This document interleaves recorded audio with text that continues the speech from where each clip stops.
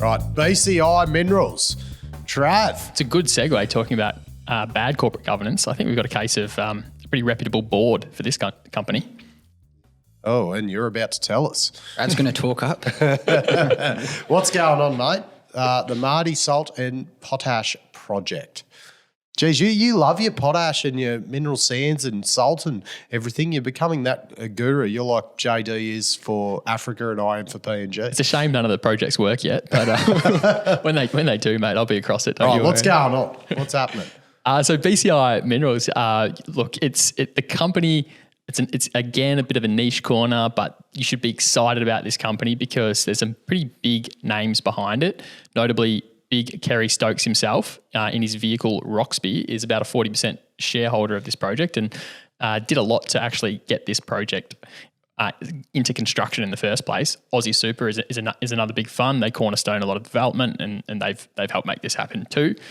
But they are building the Mardie Salt project up north, and for those, most people probably don't know much about salt production, right? But it's literally like sodium chloride, NaCl, or halite, it's sometimes called. It's like this, the stuff you bloody put on your food when you're eating dinner. It's literally that's what they're producing, and it's via this solar evaporation of sea salt, and that's like an infinite resource in a sense. You never run out of that. It just keeps washing up, and there are these big production centres on the coast of WA, Dampier Salt, and Rio Tinto has a majority interest in those facilities, and they produce just enormous quantity of salt and make good money in the process. But you never really get too much granular insight as an investor because it's pardon the pun there, Trav. Yeah.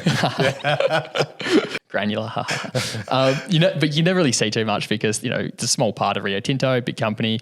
So this is interesting because for one of the first times we can really look at a salt project as an investor on a publicly listed company, and it's the main thing, so they're going to tell you everything about it. Well, I suppose I've never even thought of where it comes from. They're not getting into pepper as well, are they? Or is it not a usual business merger there? Yeah. I don't think you mine pepper, Maddie. I think that's derived from plants, but but it's a good question. You mine bicarbonate soda? Like is that that's right? It's literally mined. Yeah. So I mean, look, don't. It's not a stupid question, but it is. Yeah. No stupid questions, just stupid people. I found. So look, the news that came out from BCI, it was actually Friday after market, was that they had executed a $60 million funding package with both Kerry Stokes' vehicle and Aussie Super, and it's a convertible notes, and I'll get into what these notes are after I tell a bit more of a story of the company.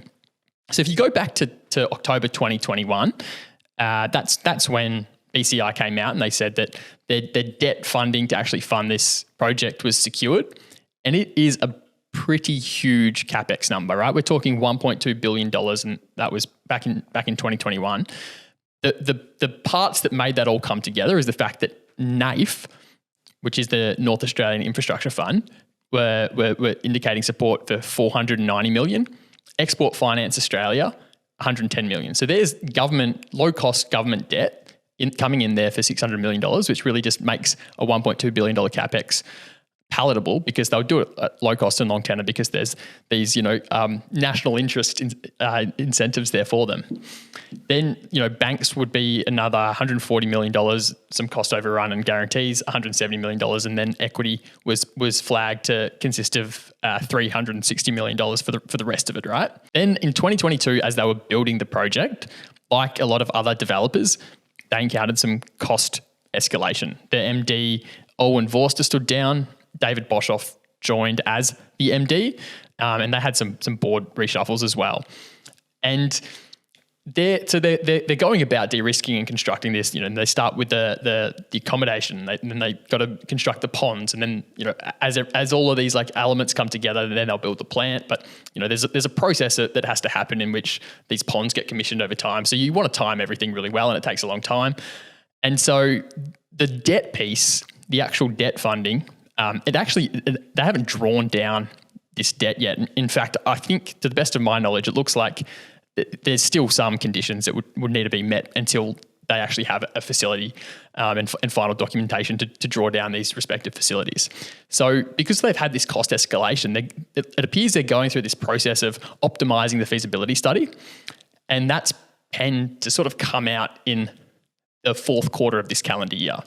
And I think when that comes out, those will be the new numbers that need to get flushed out in order to have the whole debt syndicate enabled to be sort of drawn down as they require it for those, final items of the whole CapEx budget.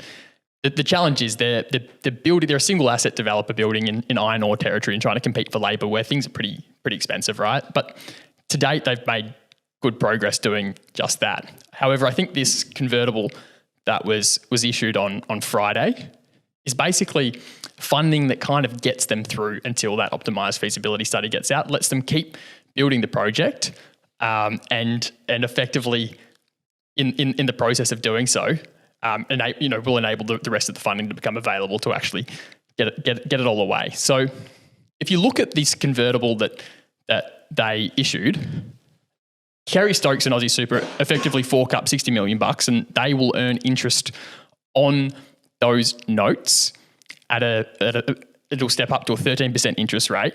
And then those notes will convert to shares at what is at the time of issue was an 87% premium to the share price, and they'll convert it on the 29th of February 2024, so about a year from now.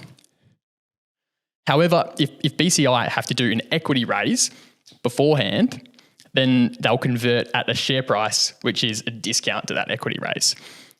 So it looks to me like these convertibles, it's a pretty good outcome if BCI are actually able to deliver on time and, for a reasonable budget. If there's a part of the debt syndicate that looks a bit rocky or if construction blows out and they have to do another equity raise, then the dilutionary impact of that repricing that happens is going to be pretty substantial to other shareholders other than Roxby and Oz Super.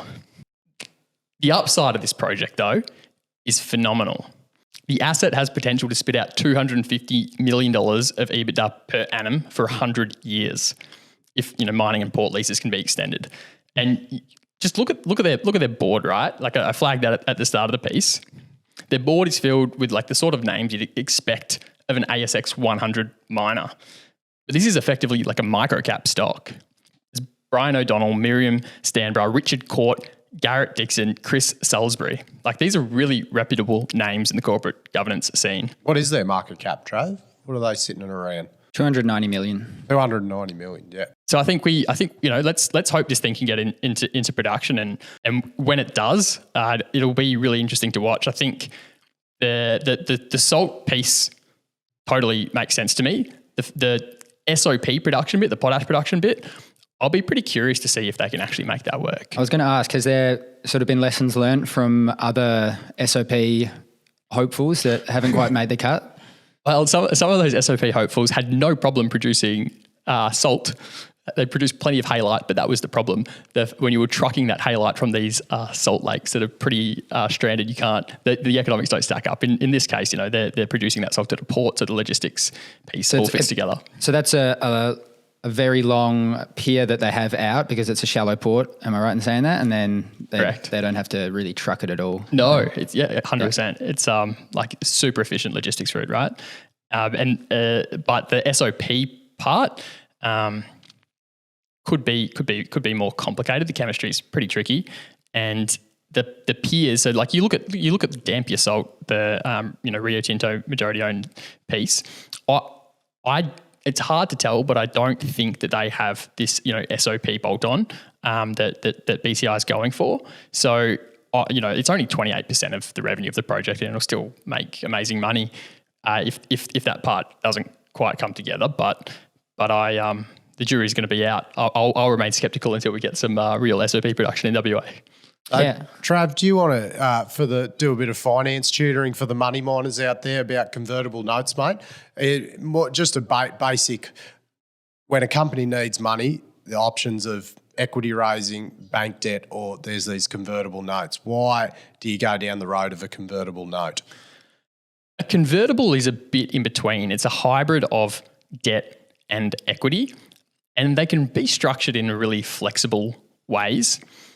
In this case, what defines a convertible is that it will have characteristics of debt. In this case, it's paying an interest rate until a point at which it converts. And sometimes there's a mandatory conversion date. Sometimes the holders have the right to convert early, etc. So in this case, there's a defined maturity date at which point they will convert, and the conversion price is predefined. And all of these decisions, they basically are allocating risk proportionate and basically can enable a different risk appetite that's somewhere in between equity and debt, and somewhere that's maybe less dilutionary than equity, but more palatable than debt as well. And that conversion rate is often like a notable premium to where the share price is trading. So not like when a company does an equity raising and that's done at a discount. If you're getting a con note and you're getting that interest rate and you have the right to convert it, it's often at a significant premium to whatever the share price was when you took on that con note. As in the share, so you're getting less shares than you would have at the start, or you're getting more shares than you would have at the start? You have the right to convert it at an exercise price that is significantly higher than what the share price is trading when you interact in that engagement. So that results in way less dilution than if you did it as an equity raise, right? Okay. It's a premium price. And then, but the catch is you got to pay interest, and in this case the premium is 87%, so the conversion price is 87%. However, the interest rate steps up to 13% pretty quickly. So there's this trade-off between interest rate and the premium. You can value a convertible based on the option dynamic that's in there, and also the if you break it down into its debt component too. So is it usually the case when the funding is coming from an individual or one organisation? So in the case they're getting it from Kerry Stokes, is that when con notes are usually used? Totally, yeah. It's a pretty sophisticated instrument, and you would normally do it with like Aussie Super. They do a few of these. I think they did one with Syra on last week as well. So Adriatic, who we spoke about on Friday, had with Queen's Road Capital a $20 million note. And Gascoigne used to have a convertible note as well. Yeah, it's just one of the range of instruments, like you mentioned, equity, debt, con notes, royalties, all these sorts of things that companies can sort of explore in financing their projects. They can be, if you think of the journey of a developer, in an ideal world, they're de-risking their project and building over time. It's that Lassonde curve, and then they re-rate and their share price goes higher. And so, the convertible can sort of be structured in such a way that the risk is sort of, effectively distributed throughout that whole process, because, the conversion price is one step up along that way on the journey to re-rating. Beautiful. Thanks, Vic. That's great, lads. Did I cut you off there, Trey? No, you're right, mate. That's sensational.